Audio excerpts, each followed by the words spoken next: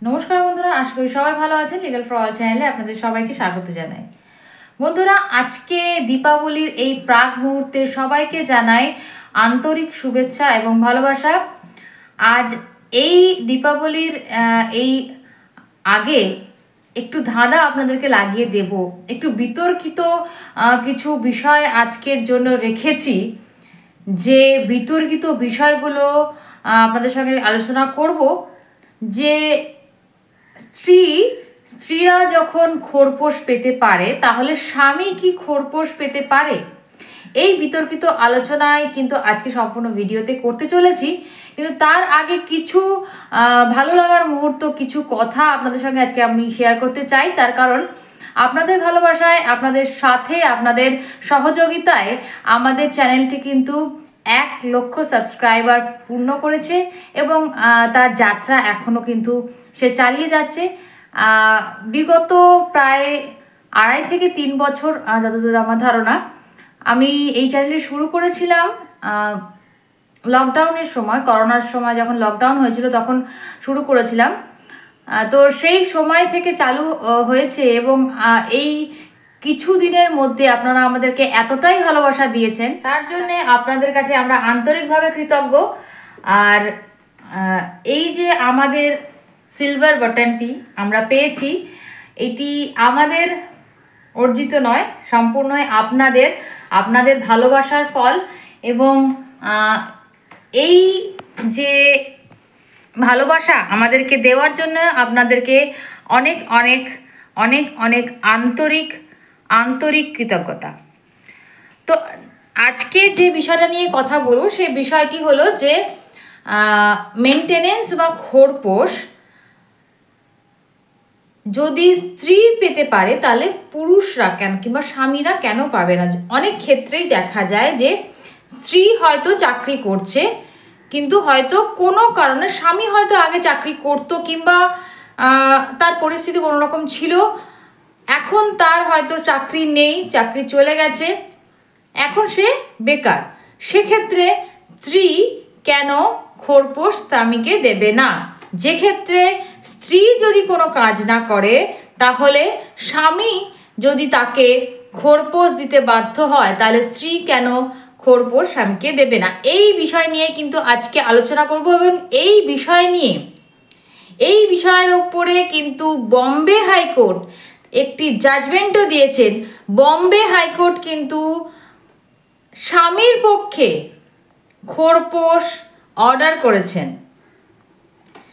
সুতরাং বুঝতে পারছেন যে আমাদের যে আগে পুরনো যে সিআরপিসি ছিল 125 সেকশনে কিন্তু খোরপোশের কথা বলা হয়েছে। সেখানে কিন্তু পার্সন বলা হয়েছে। পার্সন মানে হলো কোনো একজন ব্যক্তি, তিনি মহিলাও হতে পারেন এবং পুরুষও হতে পারেন।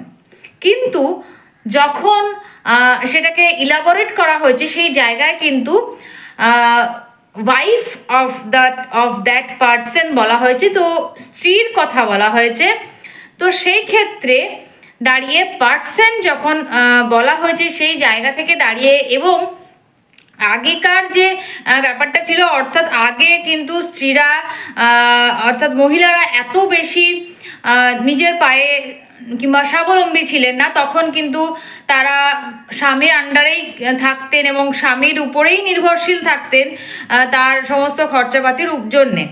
কিন্তু এখন কিন্তু পরিস্থিতি বদলেছে। তো সেই অনুযায়ী তাহলে কেন পুরুষরা খোরপোশ পাবে না স্ত্রীদের কাছে, যখন স্ত্রীরা চাকরি করছে? যদি পুরুষদের এগেনস্টে খোরপোশ অর্ডার হয়, অর্থাৎ একজন স্ত্রী যদি খোরপোশ পাওয়া তার অধিকার হয়, তাহলে একইভাবে যেহেতু বিবাহের পর যে সংসার, সেটা দুজনের সমান সমান দায়িত্ব থাকে, ছেলে এবং মেয়ে অর্থাৎ স্ত্রী এবং স্বামীর যেমন সমান সমান দায়িত্ব থাকে সে একটা সংসারের প্রতি, তো সেই সংসারে যখন একজন স্ত্রী ইনকাম করছে, তখন ইনকাম করা সত্ত্বেও স্বামী ইনকাম যখন না করছে, তা সত্ত্বেও তার উপরে মেনটেনেন্সের কেস করছে, কিন্তু স্বামী বেকার হওয়া সত্ত্বেও স্ত্রীর উপরে মেনটেনেন্সের কেস করতে পারছে না। এটা কেন? মেনটেনেন্সের কেস কি স্বামী করতে পারে না? কেস অবশ্যই করতে পারে, এবং আপনাদের সঙ্গে কিন্তু আগেই আলোচনা করেছি যে বম্বে হাইকোর্ট কিন্তু এই নিয়ে একটি জাজমেন্টও কিন্তু দিয়ে দিয়েছেন। তো এই জাজমেন্টটি কিন্তু একটি বিতর্কিত জাজমেন্ট, যেহেতু সেকশনে একরকম বলা আছে, এবং এই যে জাজমেন্টটি এটি একটি তথাগত একটা যে রীতি চলে আসছে, অর্থাৎ স্ত্রীরাই মেনটেনেন্স পাবে, খোরপোশ পাবে, কোনোভাবে পুরুষরা কখনো খোরপোশ পেতে পারে না, এই যে একটা রীতি চলে আসছে, সেটা কিন্তু সেই গতানুগতিকতাটাকে কিন্তু ভেঙে একটি নতুন জাজমেন্ট কিন্তু বম্বে হাইকোর্ট দিয়েছেন।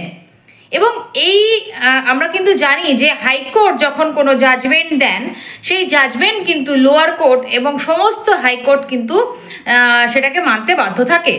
তো সেই জায়গা থেকে হাইকোর্ট যখন একটি অর্ডার দিয়েছেন, সেই অর্ডারটি কিন্তু একটি আইন হিসেবেই আমরা ধরব, এবং তার উপরে ভিত্তি করে কিন্তু আমরা আমাদের যে কেসগুলো সেগুলো কিন্তু চালাতে পারবো। কারণ এখন কিন্তু তাহলে বলতে হবে যে একজন স্বামীও কিন্তু স্ত্রীর কাছে খোরপোশ চাইতে পারে।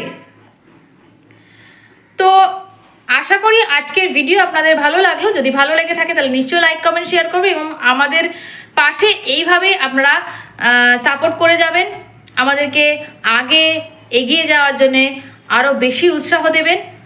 আশা করি আমরা এইভাবেই সঙ্গে পথ চলতে পারবো। নমস্কার, দেখা হচ্ছে পরবর্তী ভিডিওতে, দেখা হবে। অনেক ভালো থাকবেন, সুস্থ থাকবেন।